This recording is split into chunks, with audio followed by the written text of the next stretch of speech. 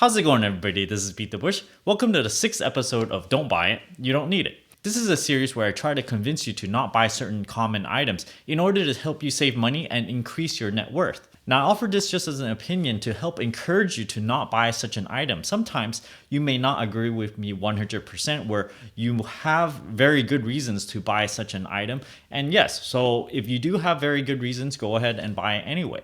The first thing I like to cover is microwave popcorn. Did you know that the popcorn is inside this bag and this bag is lined with plastic? Whenever you heat something to a very high temperature, the plastic tends to melt even if it's very heat resistant. When you heat something up together like that, there are chemicals in the plastic that would leach into your food. Now, it may be a very small amount, but it certainly makes me very uncomfortable eating some popcorn that is essentially cooked in the microwave right next to some plastic. So my determination of this is that no, I do not have solid proof that this causes cancer, but whenever there's food next to plastic that's being microwaved, I certainly try to avoid this in general, so I don't buy microwave popcorn, and I think neither should you. The second thing is instant cup of noodles. You have some dry noodles that's inside this cup. You just open up the lid, you boil some water, and then pour it into this cup.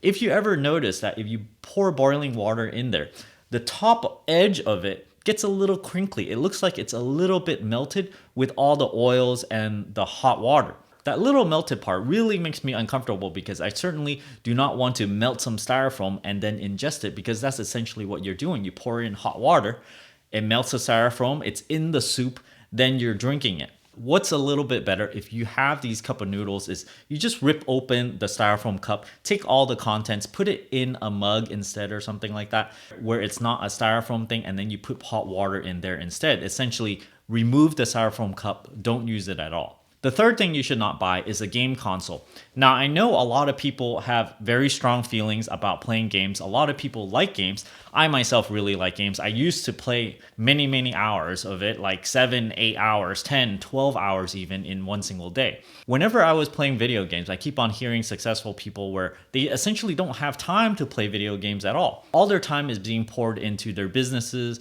or whatnot. They're not just sitting there playing video games. Now, what changed for me is as time progressed, whenever I'm playing a video game, I suddenly realized that whatever game I'm playing is that at the end of the game, yes, it's pure entertainment, but at the end of it, I do not get anything back. Knowing that whatever I do after I complete the game, let's say I've completely finished it, after everything is over, myself, I've absorbed, more entertainment, maybe the storyline of the game itself. But at the end of the day, after I finish said game, I'm not a better person per se. I might be able to play the video game a little bit better. I might have, maybe better eye-hand coordination or whatnot. However, in my experience of playing video games, especially the RPGs and things like that, I essentially feel like I did not learn new knowledge, essentially. If you actually want to buy a brand new PS4 console, just think about this.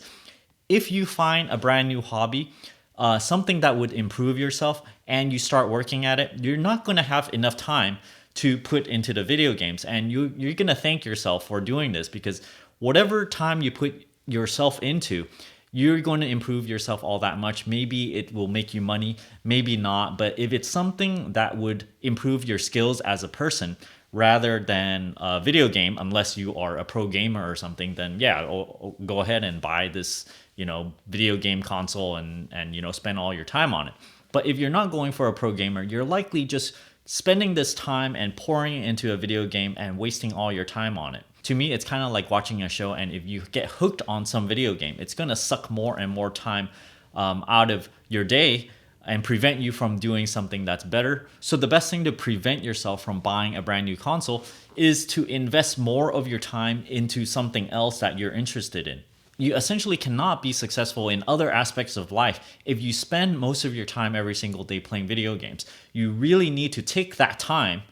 Time is really valuable. You can't just waste it on games, and use this instead to whatever endeavors that you want to go after. The fourth thing you should consider is whenever you go to a fast food restaurant or a restaurant, skip that soda. You should not need to drink a soda at all. Not only do they cost a lot, $2, $3, The soda itself only costs about 10 cents for the company to make itself. So whenever you're buying something like this, you do not get very good value. So if you just skip all of this as a habit all the time, which is what I do, I never get a soda. I just get a cup of water, and it's just as good for me. I rather drink that than a bunch of sugar inside this sugar water in the soda.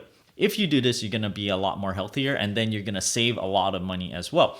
Of course, in order to do this, you need to wean yourself off soda first, which means you have to just kind of taper yourself off. If you normally drink a lot of soda every single meal, you just want a soda, you want something fizzy, something like that.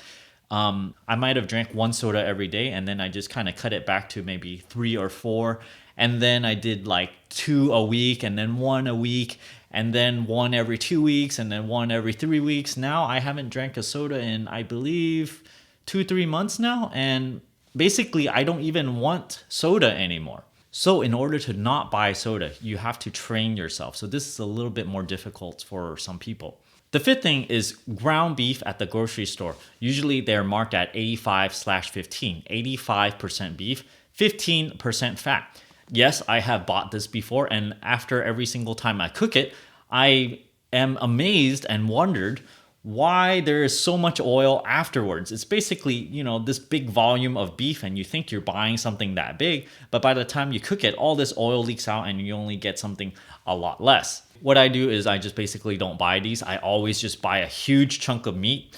You can look at how lean it is, and then you just shave off all the fat. And then essentially, if you grind your own meat, you can essentially get, 3-5% beef fat in it, so it's going to be a lot more healthier for you. Not only should you not buy pre-ground beef, you can take it a step further and try to wean yourself off red meats, because I've noticed myself that if I eat too much red meat in a row, I physically do not feel very good. I mean, I can have a steak every now and then, it's just fine, but then if I make it a habit of eating 3 or 4 meals of beef in a row, then I physically do not feel well. And there's something wrong with that. If you cannot continuously eat certain meal, it just says something about the health issues of this food that you're eating. I hope you guys learned something new from all of this and maybe convince you to not buy some of these items. Don't forget to give me a like on this video. Comment down below. Let me know of other items that you can think of where you should not buy.